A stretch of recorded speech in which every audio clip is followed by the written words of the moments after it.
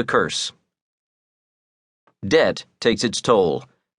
To no one had this ever seemed clearer than to a 61-year-old farmer named Oliver Coolidge, who languished in the Woodstock Common Jail in Windsor County, Vermont, in the spring of 1849. Coolidge was behind bars because he owed a neighbor, Frederick Wheeler, $24.23.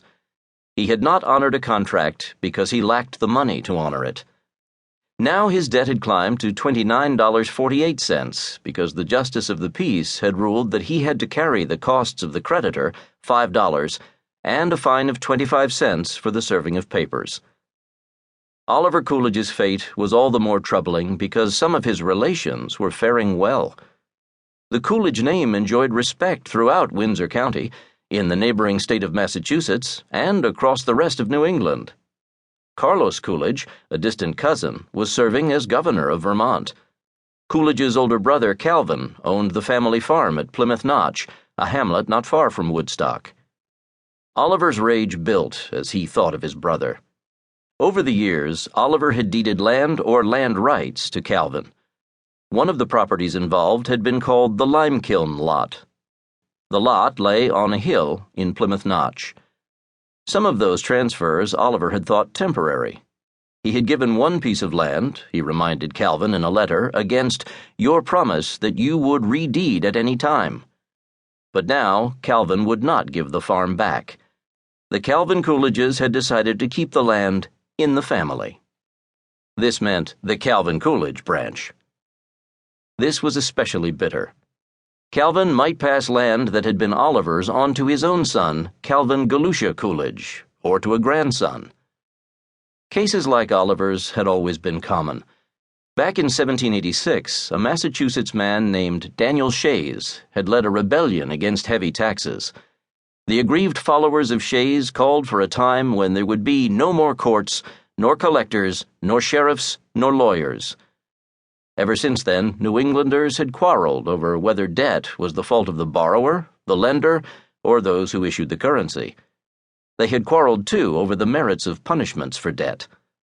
To sit in prison for debt, or a charge related to debt, was perverse. Vermont laws were changing so that debt alone could not justify imprisonment. A few years earlier, a book about the sin of sanctimony and the grace of forgiveness, A Christmas Carol, had been published. Its villain was the miser Ebenezer Scrooge. The journals of New England featured A Christmas Carol on their Christmas list. Its author, Charles Dickens, often pointed out the trap of the debtor's situation and the absurdity of debtor's prison.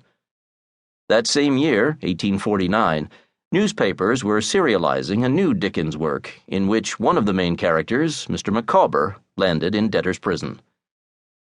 It was a text older than Dickens that sprang to Oliver Coolidge's mind, the Bible. To Oliver it seemed that his brother Calvin and his sister-in-law resembled Ananias and Sapphira in the Acts of the Apostles. These two had sold their land and pretended to give the entire proceeds to the apostle Peter, but secretly withheld part of what they had received. For that, God had struck Ananias and Sapphira dead.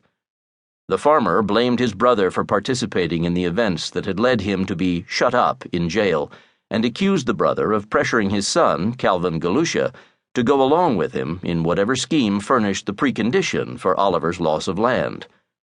You teased Galush until it was done, the farmer wrote. That year, spring came late to Vermont, with heavy snows into April. As Oliver weighed the damage of debt, the demons closed in. Lame in one leg from birth, Coolidge had never been able to farm as well as the others. The land they all farmed was rocky in any case, but his land was of poorer quality than his brother's. Oliver and his wife, Polly, had many more children than the rest, and though many were grown, and some had died, there were others still to care for. His family had seen, as he wrote in one letter from the prison, much sickness. On Central Street, outside the jail, the traffic of carriages and tradesmen moved all day long. From behind the walls and the stone fence, the farmer sent out despairing letters in his idiosyncratic spelling to one family member after another. To his niece